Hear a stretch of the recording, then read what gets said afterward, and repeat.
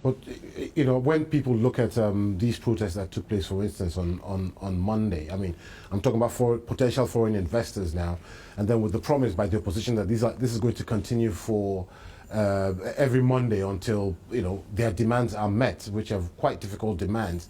How does that affect attracting investors into Kenya? Obviously, that makes it difficult to, you know, that makes it, you know, our job difficult. But I'm amazed by, even within the visit to the UK, and these riots happened when I was right here in the UK, by still the determination of the investors from the UK and elsewhere to remain focused and to keep their eyes on the ball.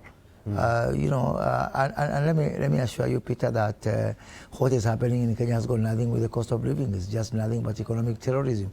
Because, you know, our opposition is aware that we are on a takeover and we are taking off. But we're going to do what we need to do. Is it a situation where your government would be willing to sit down with Raila Odinga and his party and say, listen, let's thrash this thing out, and rather than shoot ourselves in the proverbial foot? He's had it for too long. He's had it good for too long. He had it with Kibaki. Kibaki is no more. Kibaki is dead. Kibaki is gone. He had it with Uhuru. He will not have it again. Take it from me. You cannot. Then there's not going to be any dividend for democracy. So you're not ready to talk to him at all? On what?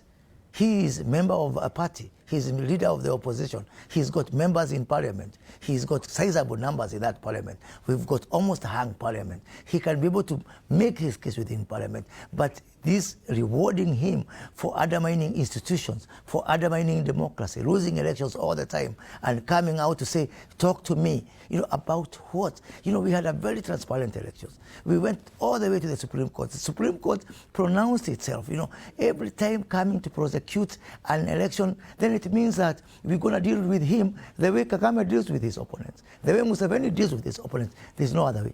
How do these presidents deal with their opponents, if I may ask? Safeguarding the sovereignty and the democracy of their people. That's how you deal with Mr. Forcefully, I would say. Well, whatever it takes. I was speaking there to Kenyan Cabinet Secretary Moses Kuria.